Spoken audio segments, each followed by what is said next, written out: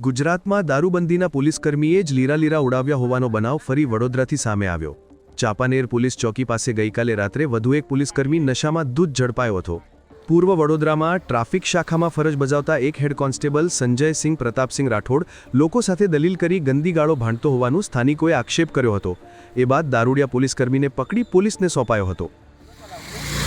એક police constable જેમનું નામ છે સંજય રાઠોડ એ ડાયરેક્ટ આવ્યા અને આવીને મને કહે છે કે તારા મામાની અને સુનિલ જાદવની એ લોકોની મેં ગાળ નહીં બોલી શકતો, પણ જેમ તેમ ગંદી ગાળો આપીને અને એટલો બધો બિહેવ ગંદો મારી સાથે કર્યો છે।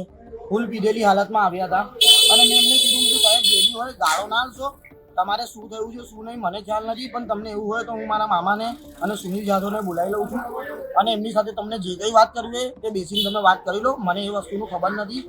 તો મેં આવી વાત કરી તો એમને મારી સાથે જેમ તેમ ઝપાઝપી કરી અને મને માર્યો અને પછી કહે છે હવે હું તારું બી ઉખાડી લઈશ અને તારા મામાનું બી ઉખાડી લઈશ, તમને જીવવાનું હરામ કરી નાખીશ અને જેમ તેમ ધમકીઓ આપીને અને ગયા અને પાછા આવીને અમારી સાથે અહીંયા આવીને ધક્કાધક્કી કરીને તાંડવ કરી રહ્યા। શું નામ હતું એમનું?